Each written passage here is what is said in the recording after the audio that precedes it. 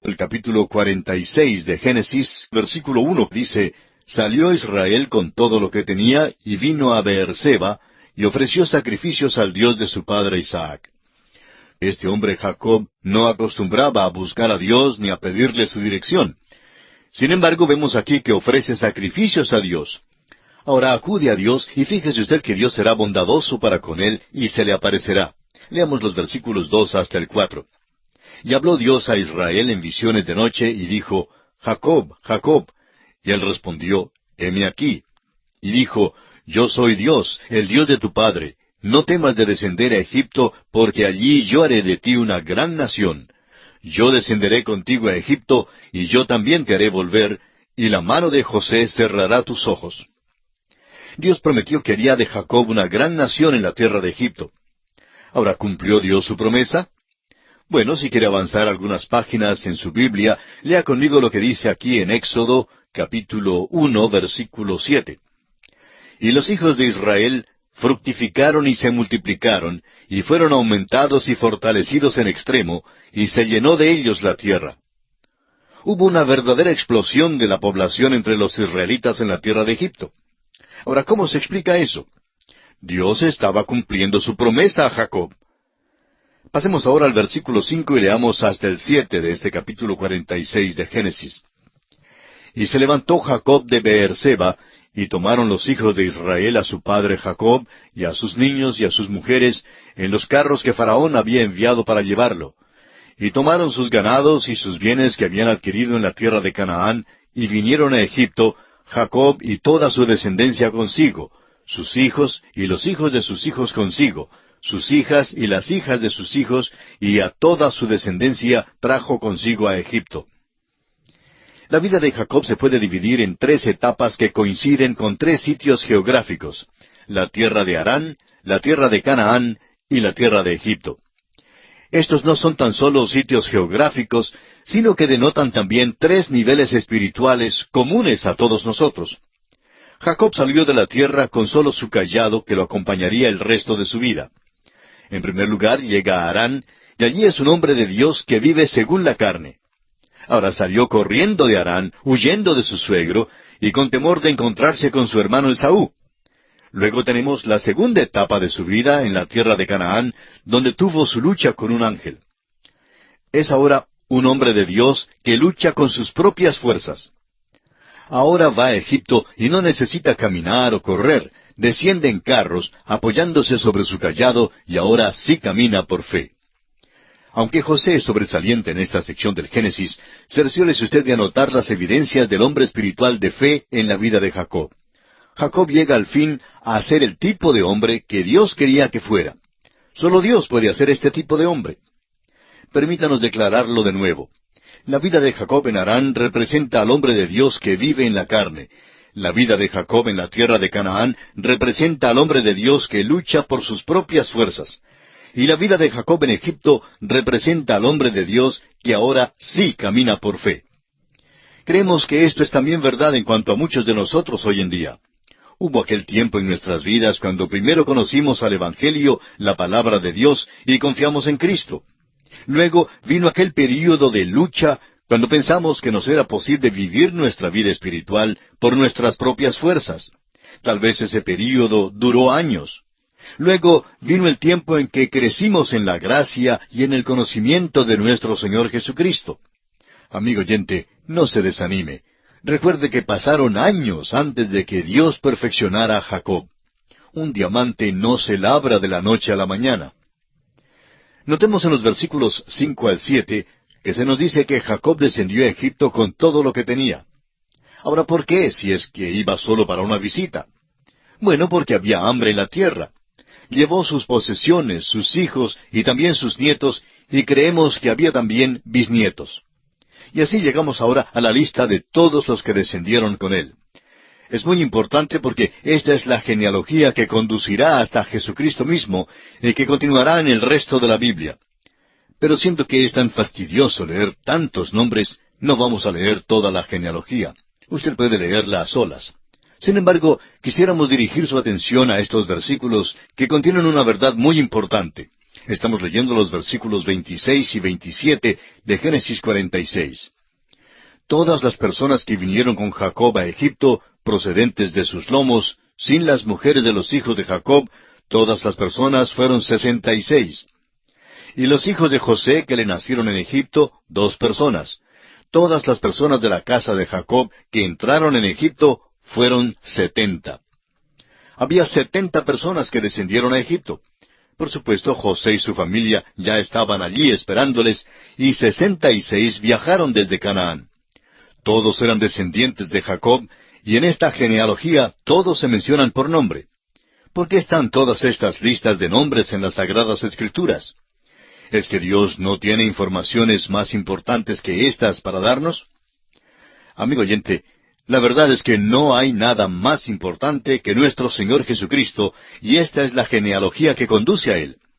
Encontraremos que algunos de estos nombres están en la genealogía que es dada en Mateo, el capítulo 1, en el principio del Nuevo Testamento. De nuevo, veremos algunos de estos nombres también en la genealogía que nos da Lucas en el capítulo 3. Por eso, estas listas de nombres son importantes. Además, hay otra razón, y esta es muy personal.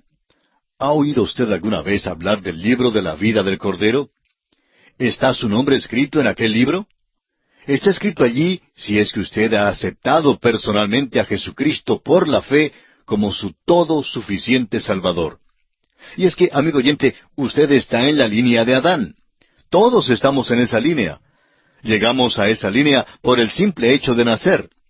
Pero llegamos a la línea de Jesucristo también por nacer, pero por el nuevo nacimiento. Se efectúa al recibir a Cristo como nuestro Salvador personal. Al recibirlo, llegamos a ser hijos de Dios. Esto es lo que nos dice el apóstol Juan en su Evangelio capítulo 1, versículos 11 y 12. A lo suyo vino, y los suyos no le recibieron. Mas a todos los que le recibieron, a los que creen en su nombre, les dio potestad de ser hechos hijos de Dios. ¿Cuánta importancia tiene usted? Bueno, aquí hay una indicación de la importancia de cada individuo. Dios hace la lista de estas personas por nombre, porque yo no le conozco a usted, ni usted a mí, pero Dios nos conoce a todos personalmente. El hecho es que Él hasta cuenta nuestros cabellos. Nos conoce a cada uno mucho mejor que cualquiera otro. Aún nosotros mismos no nos conocemos. Su querida madre, por ejemplo, nunca ha contado sus cabellos. En cambio, Dios sí los ha contado. Nos conoce a usted y a mí íntima y personalmente. Amigo oyente, Dios nos ama a cada uno de nosotros. Cristo murió por cada uno de nosotros. Cuando usted asiste a un partido de fútbol en un estadio grande, ve a miles de aficionados que andan sin ningún pensamiento de Dios. El arquero allá en la grama es muy importante en los ojos de todos y saben muchísimo en cuanto a él.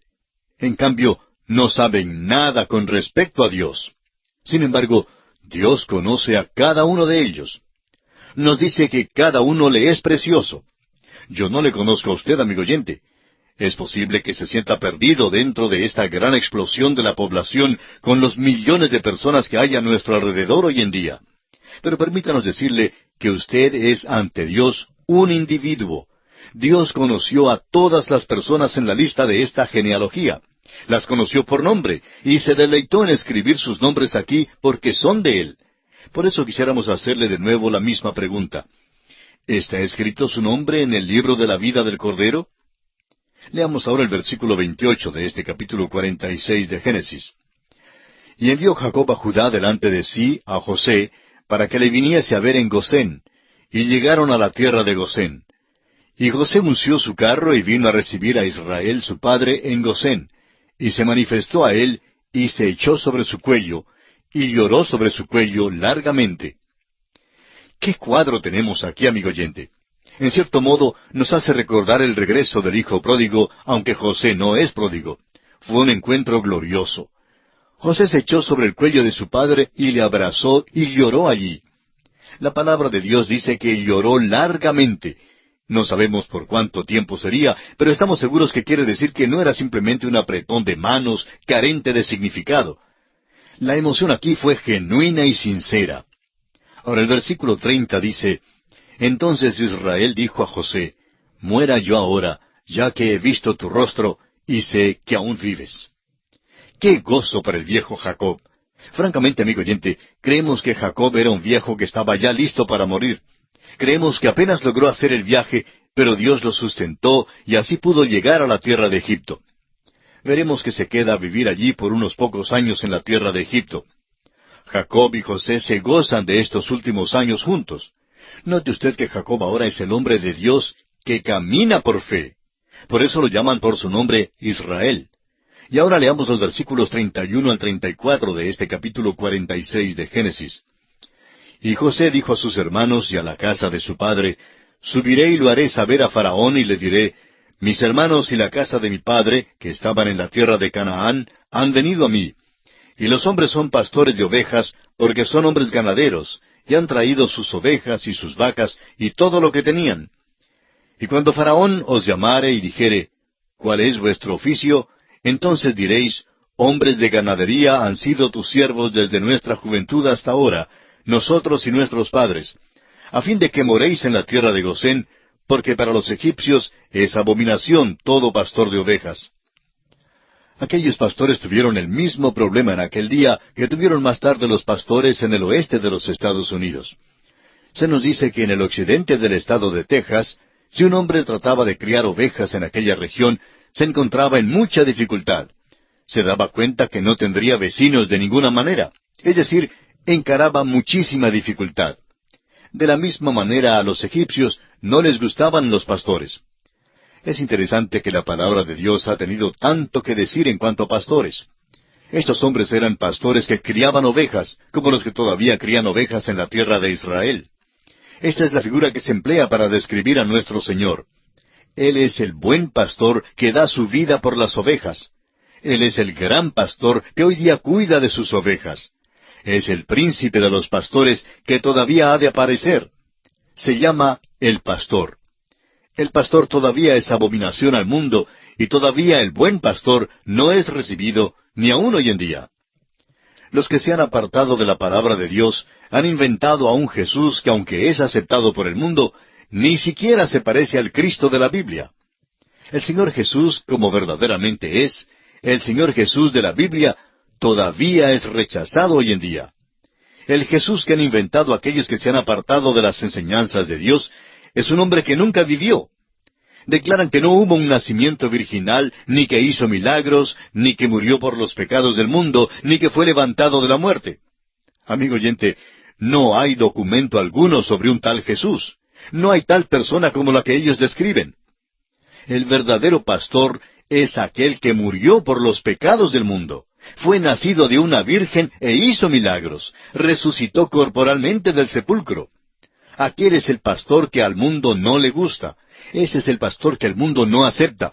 Pero ese es el pastor que la Biblia presenta como el único al cual deben seguir las ovejas. Los pastores eran abominación para los egipcios. José entonces aconseja a sus hermanos que digan a Faraón que son pastores y que crían ganado.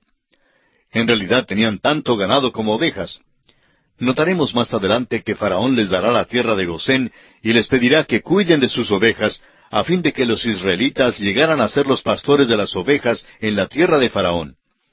Es en realidad maravilloso ver que ahora la familia de Jacob vive en la tierra de Gosén. Esta será su habitación por mucho tiempo. Más tarde, después de la muerte de José, llegaron a ser esclavos en la tierra de Egipto, pero Dios estará con ellos a través de todo aquel tiempo. Llegarán a ser una nación allí, y luego Dios los dirigirá para salir de esa tierra bajo el mando de Moisés. No hay documento que afirme que Dios se apareciera jamás a José. Sin embargo, ciertamente vemos la providencia de Dios en la vida de José. Ahora, nos es obvio que José tuvo que llegar primero a Egipto para preparar el camino, de manera que toda la familia de Jacob pudiera más tarde descender a la tierra de Egipto. Y en esta forma concluimos nuestro estudio del capítulo 46 del libro de Génesis.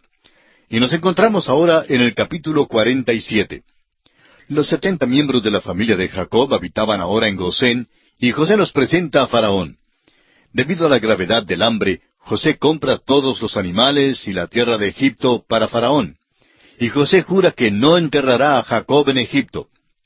En el capítulo 46 vimos cómo Jacob con toda su familia había llegado a la tierra de Egipto. José, por medio de una jugada estratégica, los trajo a la tierra de Gosén, la tierra más rica en aquel día. Pero ahora se encuentran en medio de un período de hambre universal, y ninguna tierra tiene mucho valor al dueño en un tiempo así. Veremos que hasta aquí este será el mejor capítulo con respecto a la vida de Jacob. Jacob no se veía tan bueno como primero lo conocimos en la Escritura. El hecho es que realmente no había vivido la vida de fe, sino hasta cuando llegó a Egipto. Creemos que este capítulo, más que cualquier otro, revelará esto. El hambre ha llegado ahora a ser más intensa y mucho peor. Las gentes de todo el mundo estaban bajo los efectos del hambre, pero Canaán y Egipto son las únicas tierras mencionadas, porque son las tierras que tienen que ver con el desarrollo de la historia que se nos relata aquí. Leamos el primer versículo del capítulo 47 de Génesis. Vino José y lo hizo saber a Faraón y dijo, Mi padre y mis hermanos y sus ovejas y sus vacas, con todo lo que tienen, han venido de la tierra de Canaán, y he aquí están en la tierra de Gosén. José vino al palacio a presentar a su padre y a los hermanos al faraón de Egipto, pero primero los instala en la tierra de Gosén antes de pedir un lugar para ellos. Se puede ver la estrategia de José en esto. Si ya estuvieran viviendo allí, pues Faraón estaría más inclinado a darles esa tierra. Después de todo, ya se habían mudado a las casas y habían desempaquetado sus posesiones. Ahora los versículos 2 y 3 dicen, Y de los postreros de sus hermanos tomó 5 varones, y los presentó delante de Faraón. Y Faraón dijo a sus hermanos, ¿Cuál es vuestro oficio? Y ellos respondieron a Faraón, Pastores de ovejas son tus siervos, así nosotros como nuestros padres. Ya vimos anteriormente que los pastores y los ganaderos no se llevaban bien en aquellos días. A los egipcios simplemente no les gustaban los pastores. No les gustaba ese trabajo de pastorear. Eso pues les abrió la oportunidad a los israelitas de hacer algo que bien podían hacer y que a los egipcios no les gustaba hacer. Y ahora los versículos 4 al 6 dicen, Dijeron además a Faraón, Para morar en esta tierra hemos venido, porque no hay pasto para las ovejas de tus siervos, pues el hambre es grave en la tierra de Canaán. Por tanto, te rogamos ahora que permitas que habiten tus siervos en la tierra de Gosén. Entonces Faraón habló a José diciendo, Tu padre y tus hermanos han venido a ti. La tierra de Egipto delante de ti está. En lo mejor de la tierra haz habitar a tu padre y a tus hermanos. Habiten en la tierra de Gosén. Y si entiendes que hay entre ellos hombres capaces, ponlos por mayorales del ganado mío. Siendo que el oficio de pastor no era muy popular entre los egipcios, a Faraón le faltaba alguien que cuidara de su ganado. Sabemos que el hambre era grave en la tierra de Canaán y en todo el mundo, y ahora también es tan seria que afecta aún a la tierra misma de Egipto. Egipto dependía de las inundaciones del río Nilo cada año. Cuando no había inundaciones del Nilo, Egipto sufría. Pero antes del tiempo de crisis, José ya tenía los depósitos de grano que había recogido. Ahora José presenta a su padre al faraón, y esto es algo muy notable. Fijémonos que Jacob se ve ahora mejor que nunca, mejor que lo hemos visto durante todo nuestro estudio de su vida. Leamos el versículo 7. También José introdujo a Jacob su padre, y lo presentó delante de Faraón. Y Jacob bendijo a Faraón. Note usted que es Jacob quien bendice a Faraón. Comienza a cumplir lo esperado. Ahora es un testimonio para Dios. Y aquí, como siempre, es el menor quien es bendecido por el mayor. Jacob, pues, bendice a Faraón como testimonio para Dios. Leamos los versículos 8 y 9. Y dijo Faraón a Jacob, ¿Cuántos son los días de los años de tu vida? Y Jacob respondió a Faraón, Los días de los años de mi peregrinación son 130 años. Pocos y malos han sido los días de los años de mi vida, y no han llegado a los días de los años de la vida de mis padres en los días de su peregrinación. Si este hubiera sido el Jacob viejo, haciendo valer su naturaleza carnal que tenía en el principio, esto hubiera sido un buen lugar para jactarse. Pudiera haber dicho que tenía 130 años y que realmente había visto ya muchas cosas. Pudiera haberle contado a Faraón cómo es que había engañado a su hermano Esaú, y cómo acumuló gran riqueza en la tierra de Harán, y cómo por fin hizo un convenio con su suegro. Luego pudiera haber dicho algo sobre su encuentro con Esaú. Pudiera haberle contado muchísimo acerca de sus 12 hijos. Pero note usted cómo ha cambiado este hombre Jacob. Dice que tiene 130 años y que su vida realmente no tiene nada de qué se pueda jactar. Pocos y malos han sido los días de mi vida, dice. no se jacta de haber engañado a su padre. En lugar de eso, dice que no se iguala a sus padres. Él dice, no han llegado a los días de los años de mis padres en los días de su peregrinación. ¿No cree usted, amigo oyente, que este hombre ha cambiado? Realmente no suena como el Jacob de los años pasados, ¿verdad que no? Ahora da a Dios la gloria por su vida y no se jacta de que haya logrado grandes cosas. Ahora el versículo 10 dice, y Jacob bendijo a Faraón y salió de la presencia de Faraón. Francamente creemos que Jacob ha llegado a un punto de alta estatura espiritual en su vida. Reconoce que es un pecador. No trata de crear una buena impresión ante Faraón. No tiene nada de qué jactarse. Reconoce que ha sido salvado por la gracia de Dios. Y por ello no se jacta. Nos detuvimos en el versículo 10 de este capítulo 47, donde dice, y Jacob bendijo a Faraón y salió de la presencia de Faraón. Jacob había llegado a un punto de alta estatura espiritual en su vida. Reconoce que es un pecador y no trata de crear una buena impresión ante Faraón. No tiene nada de qué jactarse. En cambio, reconoce que ha sido salvado por la gracia de Dios. Tenemos hoy día tantos creyentes en Cristo que se jactan de sus logros. A veces en nuestros círculos procuramos aplaudir a algunos hombres porque lo han hecho. Hablamos de cuán grandes son ellos. Bueno, si todos dijéramos verdad, diríamos que somos simplemente una manada de pecadores y no tenemos de qué jactarnos, a menos que sea de nuestro maravilloso Salvador. Por años ha sido bondadoso y paciente para con nosotros. Amigo oyente, es de Él de quien debemos jactarnos. Tenemos un Salvador que murió por nosotros. No podemos decir que somos superiores a nuestros padres. Una vez un profesor dijo que sentía mucha vergüenza con respecto a su padre. Cuando primero estaba en la universidad, su padre visitaba esa universidad para hablar porque era predicador y profesor en Biblia.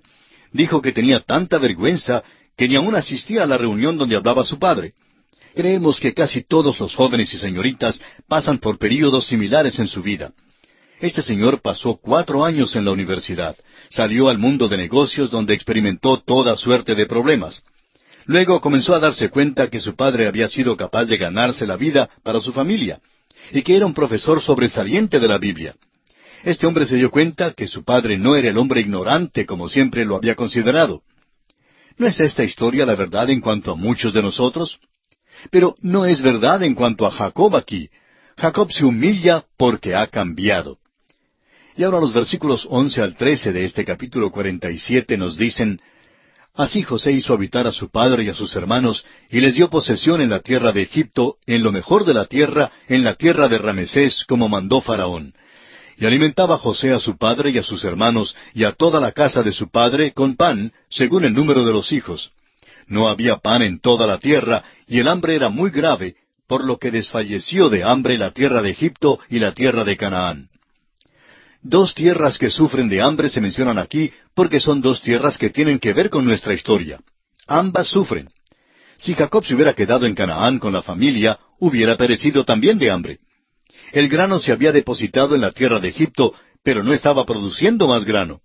Evidentemente el hambre se había extendido por toda África, porque el río Nilo no tenía agua suficiente para la inundación, lo cual era tan necesario para Egipto. Ahora leamos el versículo 14.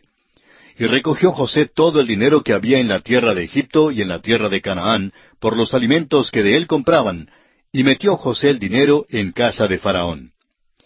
Llegamos ahora a algo por lo cual a José se le ha criticado. Hay personas que dicen que se aprovechó de la pobreza cuando compró la tierra. Leamos ahora desde el versículo 15 hasta el 20. Acabado el dinero de la tierra de Egipto y de la tierra de Canaán, vino todo Egipto a José diciendo, danos pan. ¿Por qué moriremos delante de ti por haberse acabado el dinero? Y José dijo, dad vuestros ganados, y yo os daré por vuestros ganados si se ha acabado el dinero. Y ellos trajeron sus ganados a José, y José les dio alimentos por caballos, y por el ganado de las ovejas, y por el ganado de las vacas, y por asnos, y les sustentó de pan por todos sus ganados aquel año. Acabado aquel año, vinieron a él el segundo año y le dijeron, no encubrimos a nuestro señor que el dinero ciertamente se ha acabado. También el ganado es ya de nuestro señor. Nada ha quedado delante de nuestro señor, sino nuestros cuerpos y nuestra tierra. ¿Por qué moriremos delante de tus ojos, así nosotros como nuestra tierra? cómpranos a nosotros y a nuestra tierra por pan, y seremos nosotros y nuestra tierra siervos de Faraón. Y danos semilla para que vivamos y no muramos, y no sea asolada la tierra. Entonces compró José toda la tierra de Egipto para Faraón, pues los egipcios vendieron cada uno sus tierras, porque se agravó el hambre sobre ellos, y la tierra vino a ser de Faraón. Vamos a considerar esta crítica que se lanza contra José. En primer lugar, él es el agente de Faraón, y no compró nada para sí mismo. Sus compras no le ayudaron en nada, no lo enriquecieron en ninguna manera. No fue deshonesto en ningún sentido de la palabra, no ganó personalmente por causa del hambre. Creemos que es simplemente la ley de la oferta y la demanda. Cuando es escasa cualquier comodidad, los hombres pagan un precio generoso para comprarla. Estamos seguros que José compró la tierra a un buen precio cuando la compró para Faraón, pero que era cuestión de la oferta y la demanda. En realidad, puso a las personas en una situación de poder seguir viviendo al suplirles comida. Creemos que José, pues, quedó entre los límites de la ley de la oferta y la demanda. No hay duda de que el hambre era una cosa sumamente terrible. Y así, los egipcios vendieron todo lo que tenían para conseguir comida, estando aún dispuestos a venderse ellos mismos a la esclavitud. Ahora, los versículos 21 y 22 de Génesis capítulo 47 nos dicen: «Y al pueblo lo hizo pasar a las ciudades desde un extremo al otro del territorio de Egipto. Solamente la tierra de los sacerdotes no compró, por cuanto los sacerdotes tenían ración de Faraón, y ellos comían la ración que Faraón les daba, por eso no vendieron su tierra». Al extenderse el hambre por toda la tierra, había una gran migración a las regiones urbanas. Allí estarían cerca del centro de los depósitos de grano. Usted recordará que en el principio José había colocado estos centros por todo Egipto. Trae a las personas donde pueden estar más cerca a la provisión de comida. Ahora los versículos 23 al 26 dicen: «Y José dijo al pueblo: He aquí os he comprado hoy, a vosotros y a vuestra tierra, para Faraón. Ved aquí semilla, y sembraréis la tierra. De los frutos daréis el quinto a Faraón, y las 4 partes serán vuestras para sembrar las tierras, y para vuestro mantenimiento, y de los que están en vuestras casas, y para que coman vuestros niños». Y ellos respondieron: «La vida nos has dado, hallemos gracia en ojos de nuestro Señor, y seamos siervos de Faraón». Entonces José lo puso por ley hasta hoy sobre la tierra de Egipto, señalando para Faraón el quinto, excepto solo la tierra de los sacerdotes, que no fue de Faraón. José sabe que el hambre se acabará el año que viene y por tanto le aconseja a la gente que siembre su grano. Ahora en los versículos 27 al 31, Jacob expresa a José su última voluntad. Leamos: «Así habitó Israel en la tierra de Egipto, en la tierra de Gosén, y tomaron posesión de ella, y se aumentaron, y se multiplicaron en gran manera. Y vivió Jacob en la tierra de Egipto 17 años, y fueron los días de Jacob, los años de su vida, 147 años. Y llegaron los días de Israel para morir, y llamó a José su hijo, y le dijo: Si he hallado ahora gracia en tus ojos, te ruego que pongas tu mano debajo de mi muslo, y harás conmigo misericordia y verdad. Te ruego que no me entierres en Egipto, mas cuando duerma con mis padres, me llevarás de Egipto, y me sepultarás en el sepulcro de ellos. Y José respondió: Haré como tú dices. E Israel dijo: Júramelo. Y José le juró. Entonces Israel se inclinó sobre la cabecera de la cama. Creemos que hay algunos factores que entraron en el ruego de Jacob de ser enterrado en la tierra de Canaán. En primer lugar, tiene ahora 147 años, y al mirar por todos lados y al ver lo que está pasando, se turba de que tenga que morir en Egipto. Creemos que ahora eso le es muy evidente. Luego, el éxito de José en adquirir toda la tierra para Faraón le hace creer que su familia se hará cómoda en Egipto y que nunca más querrá regresar a Canaán. Su edad ciertamente le recordaba que moriría pronto. Tenemos que reconocer que este ruego es una evidencia de la fe de Jacob en el pacto que Dios hizo con sus padres. Debemos anotar esto porque se presentará varias veces al recorrer nosotros la Biblia. La esperanza del Antiguo Testamento es una esperanza terrenal. Abraham creyó que sería enterrado y levantado de la muerte en aquella tierra prometida. Isaac creyó lo mismo. Ahora Jacob expresa esa misma fe. Y es que la esperanza del Antiguo Testamento, amigo oyente, no es la de ser arrebatados para recibir al Señor en el aire y entrar en la ciudad de la Nueva Jerusalén. Esta es la morada eterna y permanente de la iglesia de Cristo. Esa no es la esperanza del Antiguo Testamento. Esta tierra llegará a ser un paraíso o cielo. Cuando el reino se establezca en esta tierra, su gran esperanza se cumplirá, y estas personas serán levantadas para aquel reino. Los primeros 1000 años serán un tiempo de prueba, y después de esos años, el reino eterno continuará. Por eso, Jacob no quiere ser enterrado en Egipto. Si no tuviera ninguna fe ni esperanza en la promesa de Dios, ¿qué le importaría el lugar donde lo enterraran? Para el creyente hoy en día, no importa el lugar donde seamos enterrados. En la hora del arrebatamiento, donde quiera que estemos, seremos levantados y nuestros cuerpos se unirán a nuestros espíritus si ya hemos muerto antes del arrebatamiento de la iglesia. Si todavía vivimos, entonces seremos transformados y arrebatados para recibir al Señor en el aire. Por tanto, no importa si somos enterrados en Egipto o en Canaán o en Los Ángeles o en Caracas o en cualquier otra parte. Los vivos en Cristo y los muertos en Cristo, en todos estos lugares seremos arrebatados. No importa dónde quiera que estemos. No nos es necesario ir a la plataforma de lanzamiento en la Florida y lanzarnos de allá. No, nuestra esperanza es una esperanza celestial. La esperanza del Antiguo Testamento es una esperanza terrenal, y el hecho de que Jacob quisiera ser enterrado en la tierra de Canaán es una evidencia de su fe en la resurrección. Esperaba ser resucitado en esa tierra. Jacob ahora es un hombre de fe, y esto es muy evidente aquí. Y con esto, amigo oyente, concluimos el estudio del capítulo 47 de Génesis. Ahora, en el capítulo 48 se nos narra la última enfermedad de Jacob y la bendición que dio a los 2 hijos de José. En Hebreos, el capítulo 11 y el versículo 21 leemos, «Por la fe Jacob, al morir, bendijo a cada uno de los hijos de José, y adoró apoyado sobre el extremo de su bordón», o sea, su bastón. Este capítulo 48 de Génesis nos da otra oportunidad de ver algunas evidencias adicionales con respecto al crecimiento espiritual de Jacob. Ha progresado mucho desde aquellos días en el principio de su vida. Es posible que sintamos que es una lástima que estas cualidades que aparecen en los últimos días de su vida no estuvieran presentes en su vida temprana. Pero es maravilloso que nos sea posible observar en esto que la vida espiritual es un crecimiento y un desarrollo. La madurez espiritual no es alguna experiencia sensacional que se obtiene repentinamente, sino que se describe conforme a la Biblia como un andar en el Espíritu. Había demasiado del viejo hombre, o sea, el hombre carnal en Jacob cuando era joven.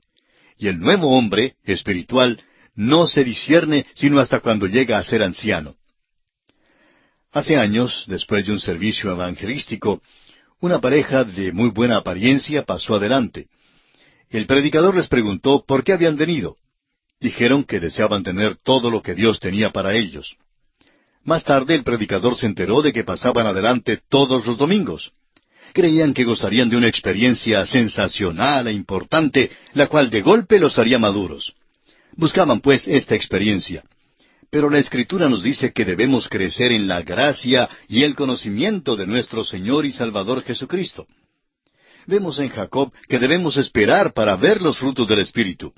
Gracias a Dios que hay la posibilidad de crecer en nuestras vidas. La paciencia de Dios lo permite. Vemos que Dios trató con mucha paciencia a Jacob, y asimismo nos tratará a nosotros.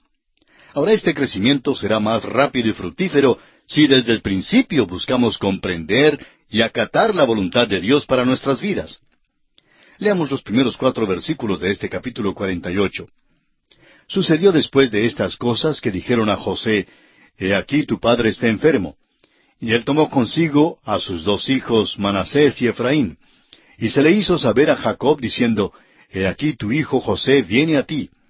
Entonces se esforzó Israel, y se sentó sobre la cama, y dijo a José, «El Dios omnipotente me apareció en luz en la tierra de Canaán, y me bendijo, y me dijo, He aquí yo te haré crecer, y te multiplicaré, y te pondré por estirpe de naciones.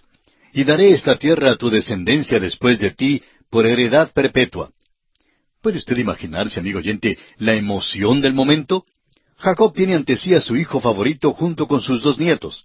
Jamás pensó ver de nuevo a José porque creía que había muerto. Pero ahora Jacob puede ver que José había sido elevado a esta posición importante en Egipto, y al mismo tiempo puede trazar la manera en que Dios había efectuado los asuntos de la vida. Jacob ha estado ahora en Egipto por 17 años. Es un hombre anciano y agonizante, pero toma fuerza para sentarse en la cama. Note usted que reflexiona sobre aquel tiempo en que Dios se le apareció en luz en Canaán.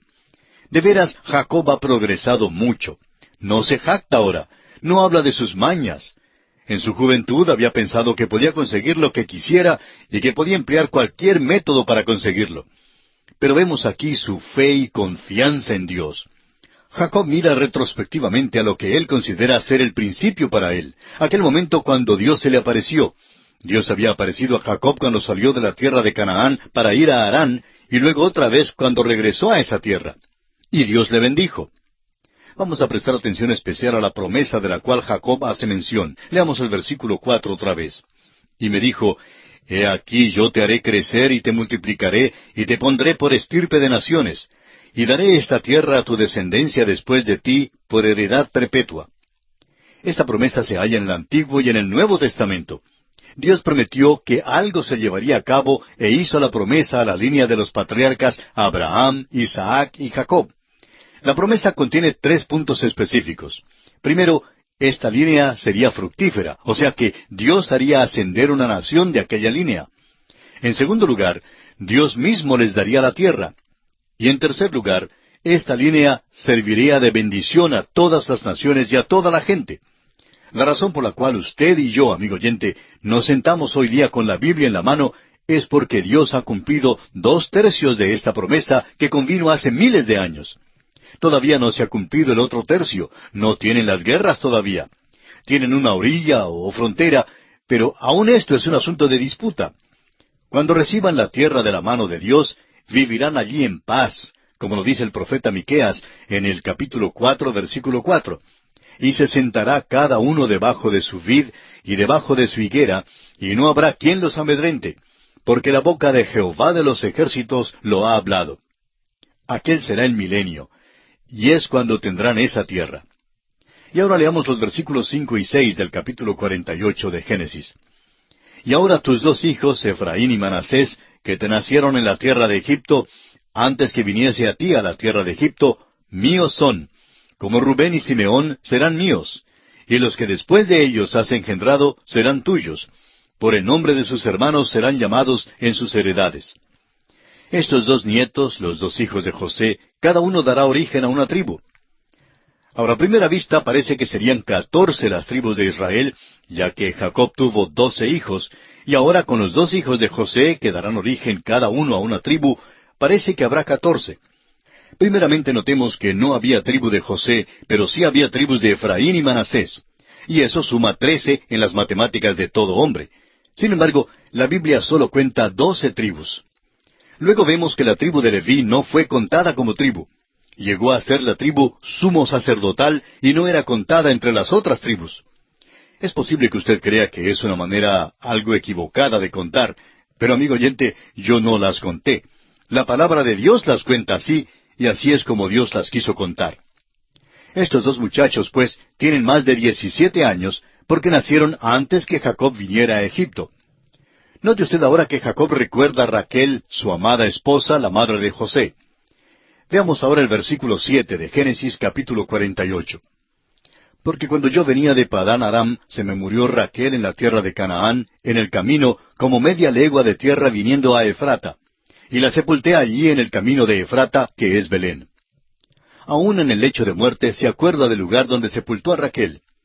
Esa fue su gran angustia, como bien usted lo sabe. La sepultó allá en Belén. Puede que usted piense en el nacimiento de Jesucristo hablando de Belén, pero para él, para Jacob, el pueblito de Belén no era un lugar de gozo, sino de angustia y muerte. ¿Cuán diferente es para nosotros hoy en día? ¿Qué gozo significa Belén para nosotros? Ahora los versículos 8 y 9 dicen, Y vio Israel los hijos de José y dijo, ¿Quiénes son estos? Y respondió José a su padre, Son mis hijos que Dios me ha dado aquí. Y él dijo, Acércalos ahora a mí, y los bendeciré. ¿Ha notado usted que tanto Isaac como Jacob tienen dificultad con la vista cuando llegan ancianos? Puede que el resplandor del sol tenga algo que ver con eso. Aún hoy día hay muchísima enfermedad de la vista en aquellos países, y muchos ancianos allí parecen tener dificultad al caminar. No es que sean completamente ciegos, pero no les es posible ver bien. Pues notamos aquí que Jacob no reconoció a los muchachos. Ahora el versículo 10 dice, y los ojos de Israel estaban tan agravados por la vejez que no podía ver. Les hizo pues acercarse a él, y él les besó y les abrazó. Nos imaginamos que los jóvenes quedaron algo turbados por causa de que su abuelo hubiera manifestado tanto afecto para con ellos. Ahora del versículo 11 hasta el 13 leemos, y dijo Israel a José, no pensaba yo ver tu rostro, y he aquí Dios me ha hecho ver también a tu descendencia.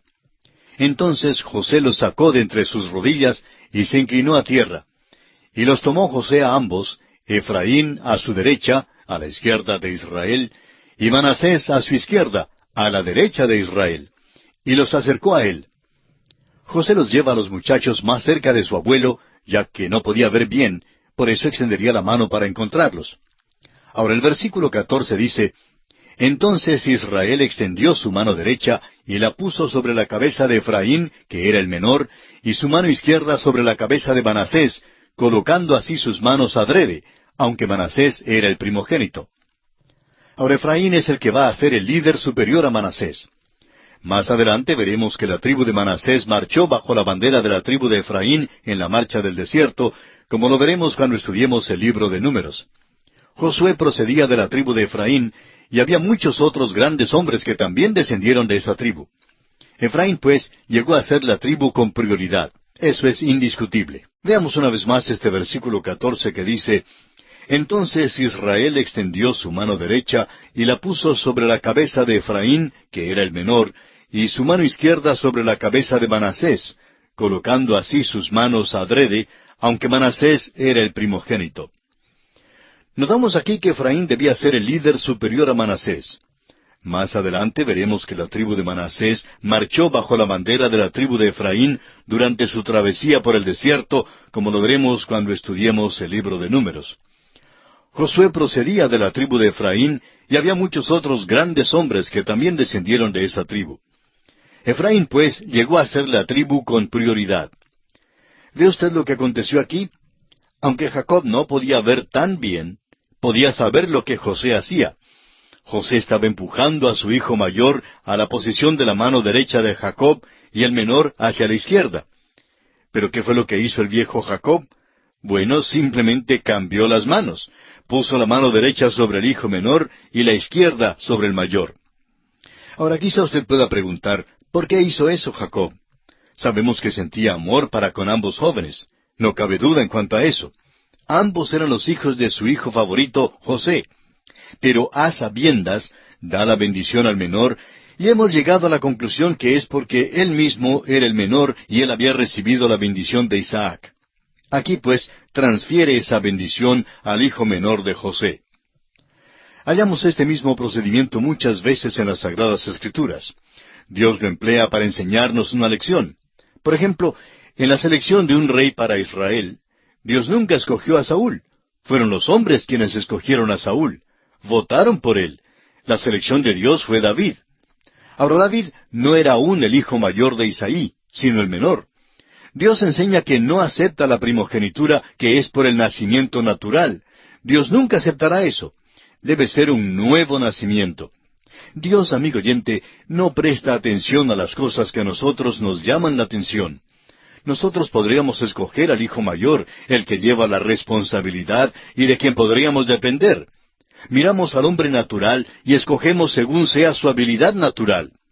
Ahora, por favor, no nos entienda mal. Dios sí puede utilizar talento, pero debe ser dedicado a él. Si fuera únicamente el talento lo que produce el avivamiento, pues podríamos estar gozando de un avivamiento ya por muchos años. Hay mucho talento cristiano a nuestro alrededor, pero no estamos gozando de un avivamiento. ¿Y por qué? Porque el talento no ha sido dedicado a Dios.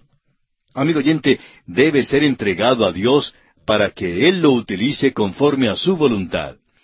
Leamos ahora los versículos 15 y 16 de este capítulo 48 de Génesis. Y bendijo a José diciendo, el Dios en cuya presencia anduvieron mis padres, Abraham e Isaac, el Dios que me mantiene desde que yo soy hasta este día, el ángel que me liberta de todo mal, bendiga a estos jóvenes, y sea perpetuado en ellos mi nombre y el nombre de mis padres Abraham e Isaac, y multiplíquense en gran manera en medio de la tierra. Jacob llega aquí a las cumbres espirituales, amigo oyente, y nunca sobrepasará este nivel. Vemos que aquí en el versículo 16 dice, el ángel que me liberta de todo mal, bendiga a estos jóvenes. Vemos que no tiene nada de qué jactarse, sino solo de un Redentor maravilloso. Y así se han multiplicado en gran manera en medio de la tierra, exactamente como lo dijo Jacob. Leamos ahora los versículos 17 al 19 de este capítulo 48 de Génesis. Pero viendo José que su padre ponía la mano derecha sobre la cabeza de Efraín, le causó esto disgusto, y asió la mano de su padre para cambiarla de la cabeza de Efraín a la cabeza de Manasés. Y dijo José a su padre, no así, padre mío, porque este es el primogénito, pon tu mano derecha sobre su cabeza. Mas su padre no quiso y dijo, lo sé, hijo mío, lo sé. También él vendrá a ser un pueblo y será también engrandecido. Pero su hermano menor será más grande que él, y su descendencia formará multitud de naciones. Mejor es que José acepte esto porque él tampoco es el mayor. Sucede que es uno de los menores y aún la bendición es dada a sus hijos. Ahora los versículos 20 al 22 dicen, y los bendijo aquel día diciendo, en ti bendecirá Israel diciendo, hágate Dios como a Efraín y como a Manasés. Y puso a Efraín antes de Manasés. Y dijo Israel a José, he aquí yo muero, pero Dios estará con vosotros y os hará volver a la tierra de vuestros padres. Yo te he dado a ti una parte más que a tus hermanos, la cual tomé yo de mano del amorreo con mi espada y con mi arco. Note usted la expresión tan firme de la fe por parte de Jacob. He aquí que yo muero, pero Dios estará con vosotros. No hay ninguna incertidumbre en su vida ahora. La fe quita los obstáculos que la incertidumbre pone en el camino de la vida. Algo notable en esta etapa de la vida de Jacob, cuando ya ha aprendido a caminar por fe. Y esto concluye nuestro estudio del capítulo 48 del libro de Génesis. Ahora, en el capítulo 49, Jacob en su lecho de muerte bendice a sus 12 hijos. Notaremos que tuvo una bendición específica para cada uno de ellos. Esto es muy interesante porque veremos más adelante que las 12 tribus se juntarán alrededor de otro hombre que también está ya listo para morir, el cual es Moisés, quien bendecirá a las 12 tribus. Dios no solamente había prometido ciertas cosas a la nación de Israel, sino que también prometió algo específicamente a cada tribu. Muchas de estas ya han sido cumplidas. Este es otro capítulo dramático. En el capítulo anterior vimos a Jacob en su lecho de muerte. Se esforzó y se sentó en la cama y bendijo a los 2 hijos de José. Se gozó tanto de ver a su hijo José que antes creía que estaba muerto. Después de aquella entrevista, entra el resto de los hijos de Jacob. Este es su mensaje de despedida, y tales mensajes son siempre importantes. Principia con el hijo mayor y luego continúa por toda la lista. Lo que dice un hombre en su lecho de muerte es importante, porque uno siente que es especialmente en esta hora que se habla la verdad. Todos hemos oído decir de confesiones que se hacen en el lecho de muerte. Este mensaje en el lecho de muerte es dramático porque es profético y cuenta lo que pasará a los 12 hijos de Jacob cuando lleguen a ser tribus. Hoy, al haberse cumplido muchas de estas predicciones, han llegado a ser considerablemente históricas. Esta es la última vez que tenemos la oportunidad de ver otra evidencia de la fe en la vida de Jacob. Dijo a sus hijos que serían las 12 tribus de la nación de Israel y que ellos habitarían en la tierra de Canaán. ¡Qué fe notamos aquí! Recuerde usted que el cananeo todavía estaba en la tierra de Canaán y que la familia de Jacob estaba favorablemente situada en Egipto. Leamos los primeros 2 versículos de este capítulo 49 de Génesis para conocer las últimas palabras de Jacob. Y llamó Jacob a sus hijos y dijo, Juntaos y os declararé lo que os ha de acontecer en los días venideros. Juntaos y oíd, hijos de Jacob, y escuchad a vuestro padre Israel. Llegamos aquí a una expresión importante. Hay quienes creen que demasiadas veces repetimos ciertas expresiones y estamos de acuerdo con ellos. Sin embargo, nos daremos cuenta que hay ciertas expresiones que la Biblia usa vez tras vez. Una de esas expresiones se encuentra aquí mismo, en los días venideros. Los días venideros de la nación de Israel serán diferentes que los de la iglesia. Esta es una distinción muy definida de la dispensación y hay que reconocerla. Ahora se habla de los días venideros de Israel. ¿Qué les acontecerá a sus hijos en los días venideros de Israel? Un joven inteligente, profesor de hebreo y teología en un seminario, muy estudioso de la palabra de Dios, estaba escribiendo algo sobre las profecías con respecto a los 12 hijos de Jacob que más tarde llegarían a ser tribus, y junto con las que aparecen en Deuteronomio capítulo 33, donde Moisés también tuvo algo que decir a cada tribu. Este joven profesor estudiaba pues los detalles de cada profecía dada aquí a cada hijo, y más tarde las que fueron dadas a cada tribu. Y descubrió que muchas de esas profecías han sido ya cumplidas, y algunas todavía esperan su cumplimiento. Y es que, amigo oyente, no sólo ha de cumplirse la profecía con respecto a la nación de Israel como tal, sino también la profecía con respecto a cada una de sus tribus, y esto es muy notable de veras. Muchas de las profecías todavía esperan su cumplimiento. Lo interesante es que la mayor parte de lo que Moisés dijo a las tribus ya se ha cumplido. En cambio, de las profecías que Jacob hace aquí, muchas todavía esperan su cumplimiento. Leamos una vez más el versículo 2 de este capítulo 49 de Génesis. Juntaos y oíd, hijos de Jacob, y escuchad a vuestro padre Israel. Vemos aquí ahora al viejo Jacob sentado en la cama. Hay algunos cuadros que lo representan tendido sobre la cama, como si no le fuera posible levantar la cabeza. Pero eso no es verdad. Se apoyaba sobre su bordón, como leemos en Hebreos capítulo 11, versículo 21.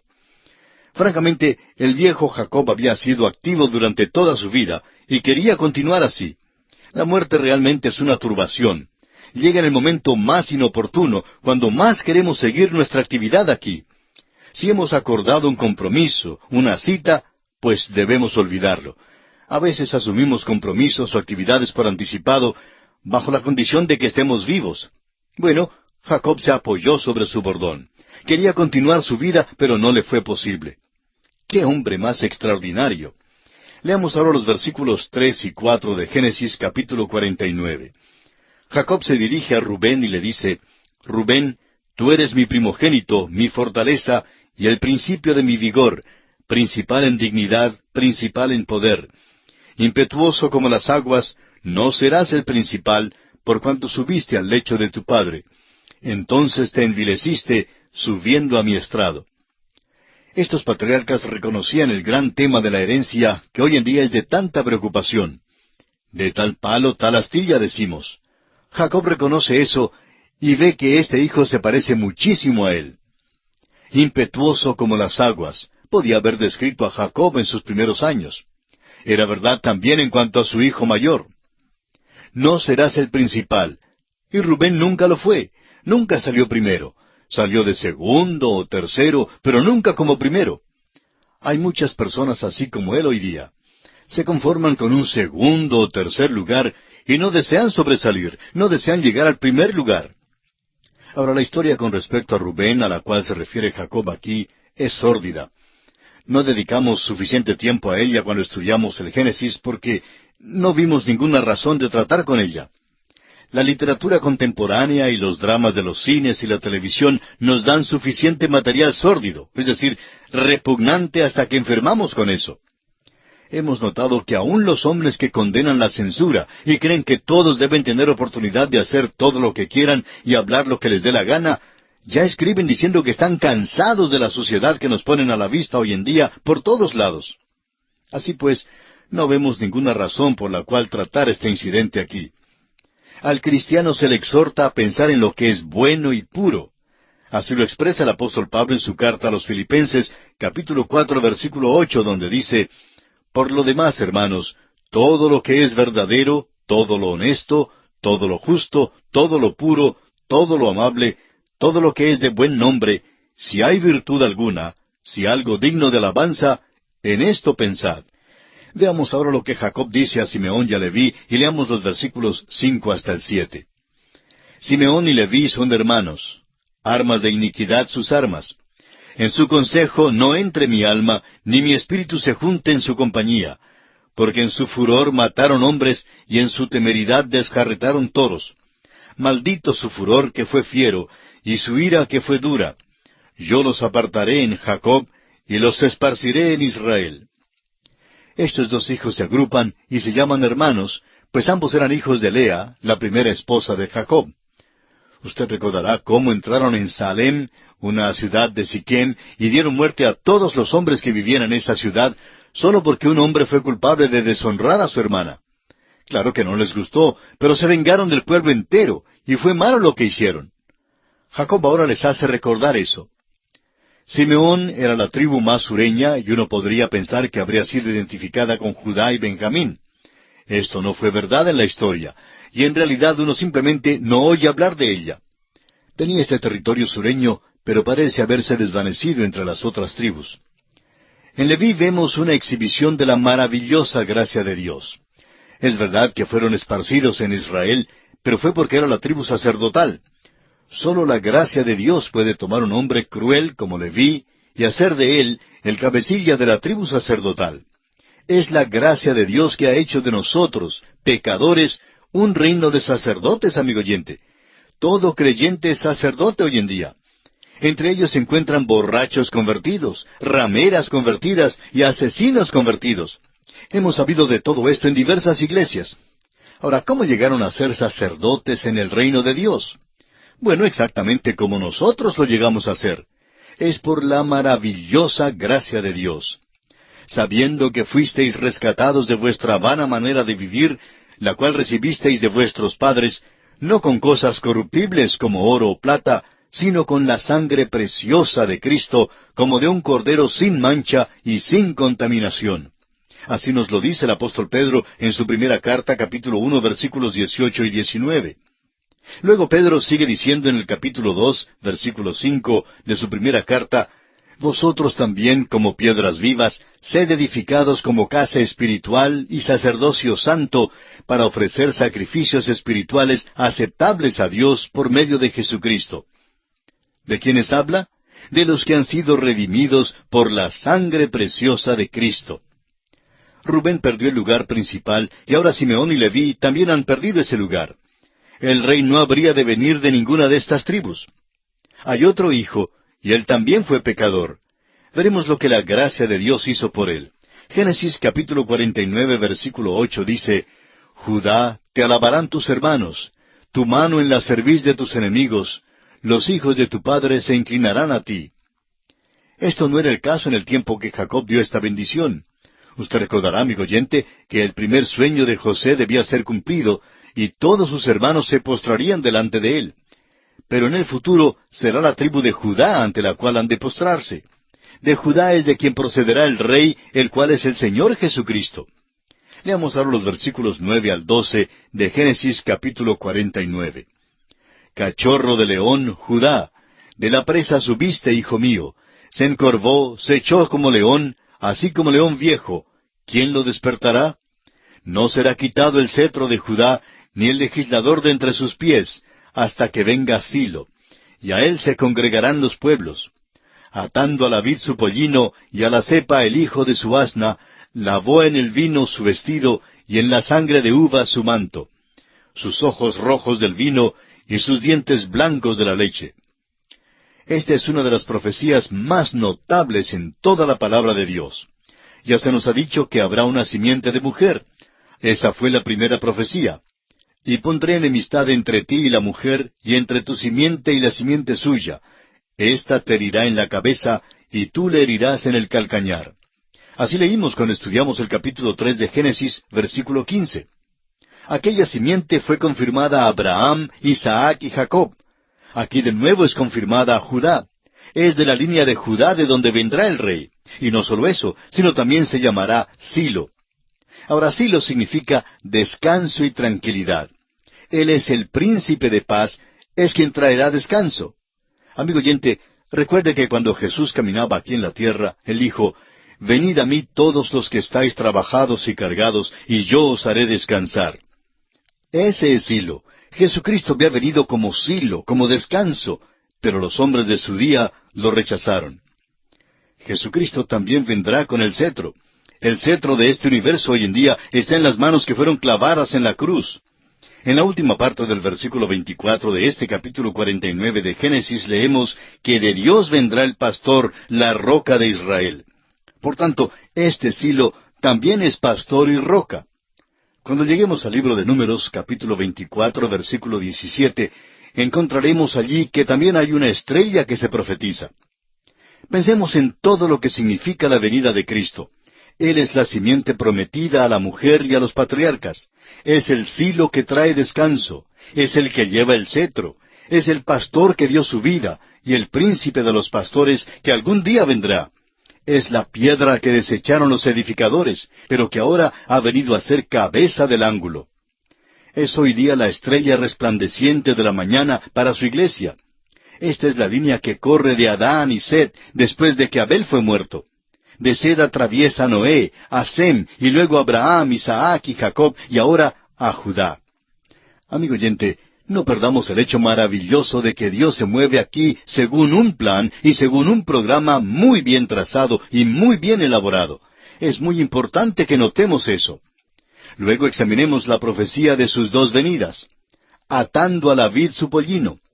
Aquí está Él, quien vino sentado sobre un pollino a Jerusalén, ofreciéndose como Mesías y Rey de Israel, el Salvador. Lavó en el vino su vestido, y ese vino era su propia sangre que vertió en la cruz. La próxima vez que venga, Isaías nos dice que Él tendrá un vestido salpicado. Estará manchado entonces, no con su propia sangre, sino con la sangre de sus enemigos.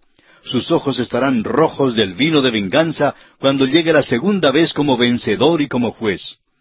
Amigo oyente, esta profecía a Judá es una profecía notable en las Sagradas Escrituras. Dice así el versículo 13.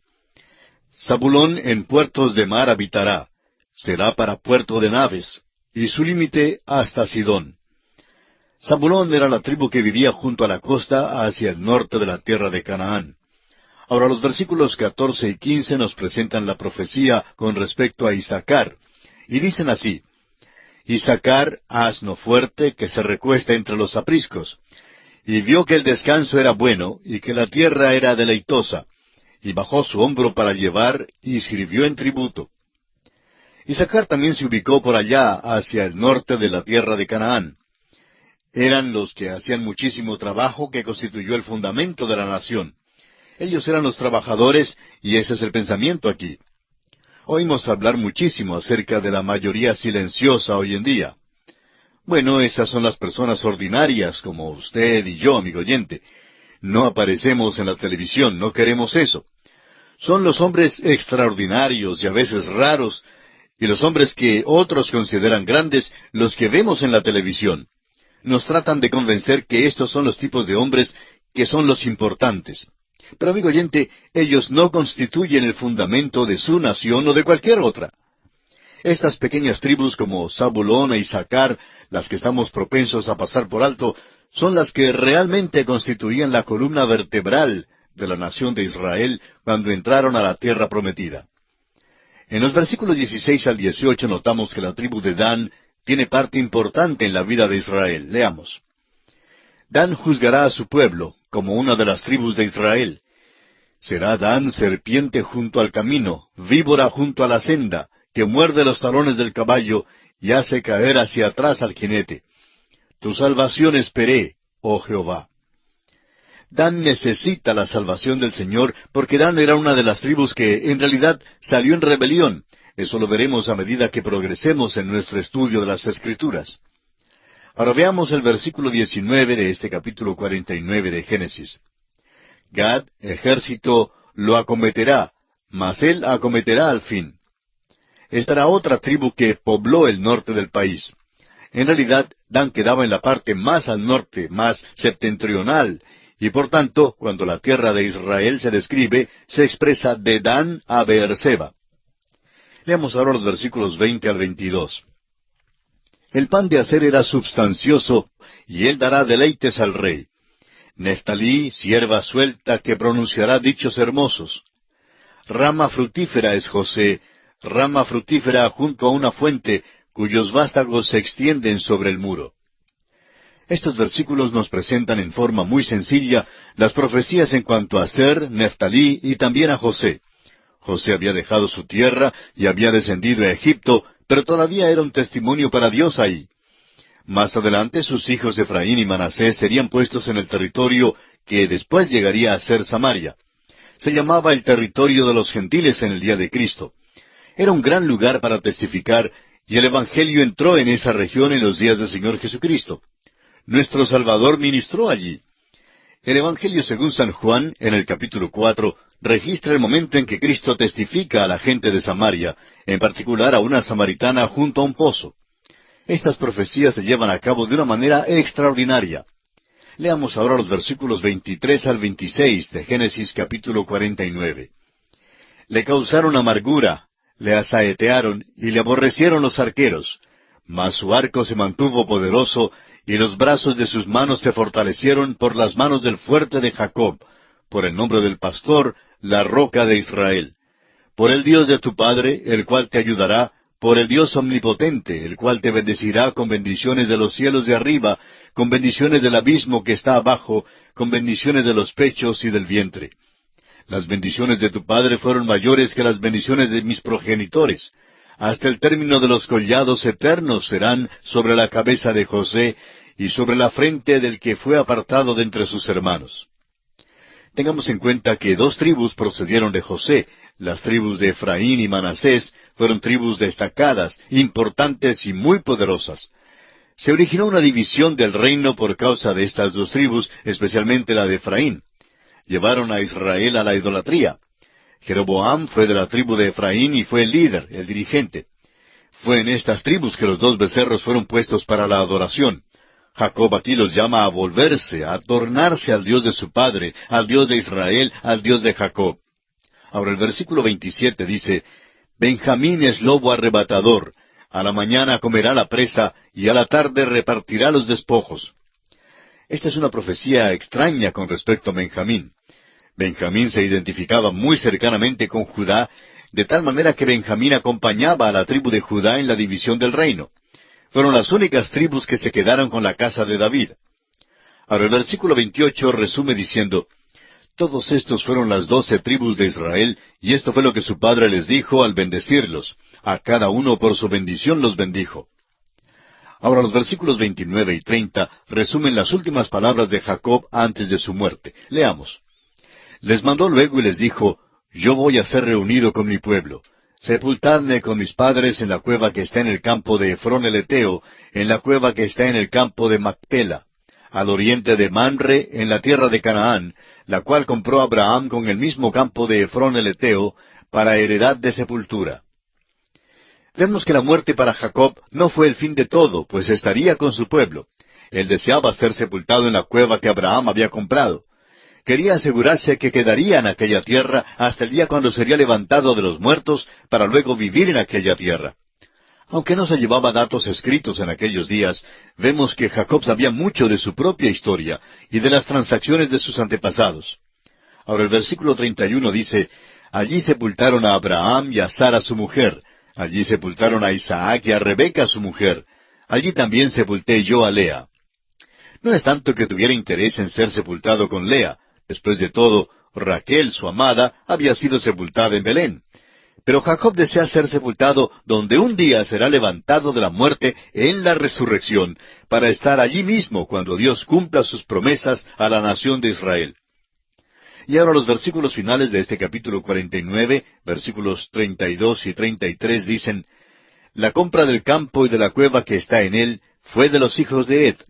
Y cuando acabó Jacob de dar mandamientos a sus hijos, encogió sus pies en la cama y expiró, y fue reunido con sus padres. Es interesante notar que Jacob mantuvo los pies en el piso hasta lo último. Comenzó su vida como un hombre carnal, tomó por el calcañar o por el talón a su hermano, y por eso se le llama el que suplanta. El suplantador vivía de acuerdo con ese nombre, lo cual ciertamente era su característica. Tomó todo lo que pudo encontrar y siempre hizo esfuerzos por lograr ser el principal. Tomó lo que deseaba tener por cualquier método que estuviera a su alcance. Cuando era joven, caminaba en sus dos pies, por su propia fuerza y habilidad. Dependía de sus propias mañas e ingeniosidad. Pensaba él que podía cuidarse solo y que Dios no le hacía falta en su vida. pero aprendió su lección cuando visitó al tío Labán. Era independiente, engreído, agresivo, despreciable y vil. En Peniel, en el vado del río Jaboc, Dios lo hirió, y fue necesario que Dios dislocara la pierna de Jacob para apoderarse de él. Después de aquella experiencia, siguió por la vida cojeando. Andaba con 3 piernas, usando un cayado o bastón, porque ya no podía caminar más por sí mismo. Aquí, antes de morir, se sienta sobre la cama apoyado en su bordón. Ahora el tiempo ha llegado. Encogió sus pies en la cama, aparta el bordón y se acuesta para morir. Este es Jacob, ha caminado y progresado muchísimo. Muere manifestando su fe y anhelando el día cuando sería levantado de la muerte en la tierra, según la promesa de Dios. El escritor a los Hebreos en el capítulo 11, versículo 13 escribe: Conforme a la fe murieron todos estos sin haber recibido lo prometido, sino mirándolo de lejos y creyéndolo, y saludándolo y confesando que eran extranjeros y peregrinos sobre la tierra. Esto concluye nuestro estudio del capítulo 49 del libro de Génesis. Y llegamos así al capítulo 50, capítulo final de este libro de Génesis. Este capítulo narra la muerte de Jacob y de José en Egipto, destacando que Jacob es enterrado en Canaán y José en Egipto. Por eso hay un poco de tristeza en este último capítulo de Génesis. Ya hemos prestado atención al énfasis que el libro de Génesis da a la muerte. Dios había dicho a Adán: porque el día que de él comieres, ciertamente morirás. Así lo vimos en el capítulo 2, versículo 17. El apóstol Pablo, en su carta a los Romanos, capítulo 5, versículo 12, escribe: Así la muerte pasó a todos los hombres, por cuanto todos pecaron. El libro de Génesis es un ejemplo cabal del hecho del pecado y la realidad de la muerte. Principia con Dios y el hombre en el huerto de Edén y termina en un ataúd en Egipto. Este libro relata la entrada del pecado a la familia humana, pero también narra la fidelidad de Dios en proveer un camino de vida para el hombre. Prosiguiendo con nuestro estudio de Génesis, leamos ahora los 2 primeros versículos del capítulo 50, que dice: Entonces se echó José sobre el rostro de su padre, y lloró sobre él, y lo besó.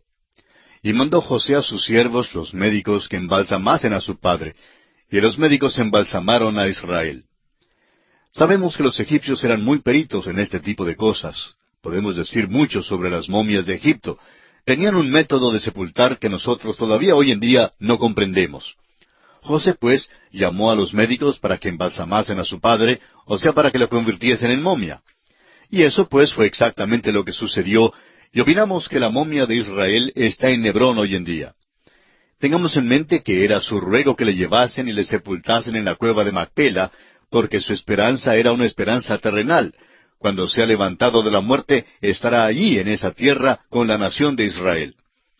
La esperanza del creyente hoy día, es decir, del miembro de la iglesia de nuestro Señor Jesucristo, es el de poder ser arrebatado para recibir al Señor en el aire e ir a un lugar llamado la Nueva Jerusalén allá en el espacio. Son 2 esperanzas diferentes, pero ambas son gloriosas. Ahora el versículo 3 de este capítulo 50 dice: Y le cumplieron 40 días, porque así cumplían los días de los embalsamados, y lo lloraron los egipcios 70 días. Empleaban 40 días para embalsamar, y evidentemente usaban ciertos procedimientos de los cuales no sabemos nada hoy en día. Y vemos que los egipcios lloraron por él, es decir, por Jacob. No creemos que fuera un luto profesional. Creemos que Jacob había llegado a ser un verdadero santo en la tierra de Egipto, y sin duda le respetaban por ser el padre de José. José fue libertador, pero creemos que a su padre le consideraban como un verdadero santo de Dios. Leamos los versículos 4 al 8. Y pasados los días de su luto, habló José a los de la casa de Faraón, diciendo: Si he hallado ahora gracia en vuestros ojos, os ruego que habléis en oídos de Faraón, diciendo: Mi padre me hizo jurar, diciendo: He aquí que voy a morir. En el sepulcro que cavé para mí en la tierra de Canaán, allí me sepultarás. Ruego pues que vaya yo ahora y sepulte a mi padre, y volveré. Y Faraón dijo: Ve y sepulta a tu padre, como él te hizo jurar. Entonces José subió para sepultar a su padre, y subieron con él todos los siervos de Faraón, los ancianos de su casa, y todos los ancianos de la tierra de Egipto, y toda la casa de José, y sus hermanos, y la casa de su padre. Solamente dejaron en la tierra de Gosén sus niños y sus ovejas y sus vacas. Se ve cuánto le respetaban, cuánto le amaban y honraban a Jacob en la tierra de Egipto. Sin duda, este es el cortejo fúnebre más largo que el mundo jamás haya conocido. Recorrió desde Egipto a Canaán y hasta Hebrón. Uno se pregunta si Faraón exigió a esta gente dejar a sus pequeños y a sus ganados para así él tener la seguridad que volverían. Faraón no quería perder a José porque todavía le necesitaba. Leamos ahora los versículos 9 hasta el 13. Subieron también con él carros y gente de a caballo, y se hizo un escuadrón muy grande. Y llegaron hasta la era de Atad, que está al otro lado del Jordán, y endecharon allí con grande y muy triste lamentación. Y José hizo a su padre duelo por 7 días. Y viendo los moradores de la tierra, los cananeos, el llanto en la era de Atad, dijeron, llanto grande es este de los egipcios. Por eso fue llamado su nombre Abel Misraim, que está al otro lado del Jordán. Hicieron pues sus hijos con él según les había mandado, pues lo llevaron sus hijos a la tierra de Canaán, y lo sepultaron en la cueva del campo de Macpela, la que había comprado Abraham con el mismo campo, para heredad de sepultura, de Efrón el Eteo, al oriente de Mamre. Quizá alguien se pregunte por qué Jacob no fue sepultado con Raquel en Belén. Sin duda no quedaba a más de unos 30 kilómetros hacia el norte. Bueno, creemos que la razón se declara aquí. Abraham había comprado la cueva y Jacob quería ser sepultado con sus padres en un lugar que fue comprado y pagado, como seguridad de que se quedarían en la tierra. Fue sepultado con los otros patriarcas porque todos tenían la misma esperanza de la resurrección. Sigamos con la lectura y vayamos a los versículos 14 al 17 de Génesis capítulo 50. Y volvió José a Egipto, él y sus hermanos, y todos los que subieron con él a sepultar a su padre después que lo hubo sepultado. Viendo los hermanos de José que su padre era muerto, dijeron, quizá nos aborrecerá José, y nos dará el pago de todo el mal que le hicimos. Y enviaron a decir a José, tu padre mandó antes de su muerte, diciendo, así diréis a José, te ruego que perdones ahora la maldad de tus hermanos y su pecado, porque mal te trataron. Por tanto, ahora te rogamos que perdones la maldad de los siervos del Dios de tu padre. Y José lloró mientras hablaban. Al parecer los hermanos habían ido a Jacob antes de su muerte y habían preguntado qué pasaría con ellos cuando él muriera. Tenían miedo de que José les tratara con desprecio y que se volviera contra ellos una vez que el padre muriera. Así pues, Jacob les había dado el mensaje para entregar a José, y estaba seguro que José no los perseguiría ni trataría de vengarse de ellos. Cuando los hermanos llegan a José con esta confesión, José llora por causa de esto. Ahora, los hermanos sí se arrepienten por su pecado. Leamos los versículos 18 al 21. Vinieron también sus hermanos y se postraron delante de él y dijeron, henos aquí por siervos tuyos. Y les respondió José, no temáis, ¿acaso estoy yo en lugar de Dios? Vosotros pensasteis mal contra mí, mas Dios lo encaminó a bien para hacer lo que vemos hoy, para mantener en vida a mucho pueblo. Ahora pues no tengáis miedo, yo os sustentaré a vosotros y a vuestros hijos. Así los consoló y les habló al corazón. Note usted que la profecía con respecto a ellos, que se postrarían delante de él, ciertamente se cumple. José da a Dios toda la gloria aquí. Luego la declaración de José en el versículo 20 ha llegado a ser un favorito en toda la Escritura. Amigo oyente, Dios tiene un propósito de largo alcance que usted y yo no vemos ni podemos ver.